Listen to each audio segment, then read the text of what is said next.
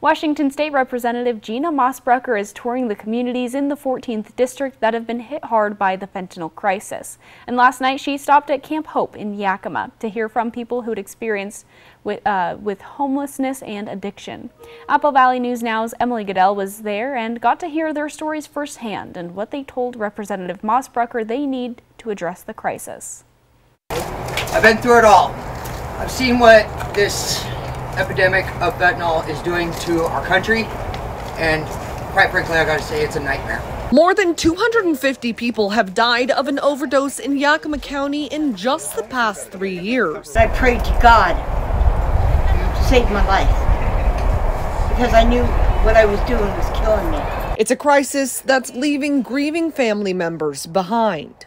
Right before he went to jail, he was telling me, "Mom, I want to go to treatment. I really need help. Can you help me?" I should have said, "Okay, whenever you're ready." No, I should have just stopped everything and took it right then.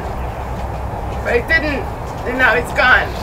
Person after person stressing early and immediate intervention as a key to dealing with the crisis. I was beat, battered, and broken. I was ready to accept any help that I could, but I had no place to go. Sitting in county jail, they asked him if he wanted help and made sure he got it when he was released. I needed them to pick me up from the jail and take me straight to the treatment center, and the treatment center helped me get into a home. If we could just go to those people at a time when they really need it and they might just accept it, I feel like that just might help them the most. It's something Camp Hope is working on, partnering with Comprehensive Healthcare to build a behavioral health center made of shipping containers right there at the shelter. It's completely different when the services are coming to the individuals versus them trying to navigate this in the midst of a substance use disorder, a mental health disorder, or co-occurring disorders. And so for them to actually be able to be here, feel safe, and be able to build a relationship where they feel like they can walk into that behavioral health center is going to be huge. The center, paid for by more than $1 million in state funds that Representative Mosbrucker helped to secure. We heard from people even tonight. I need mental health help. I don't have transportation. I don't have insurance.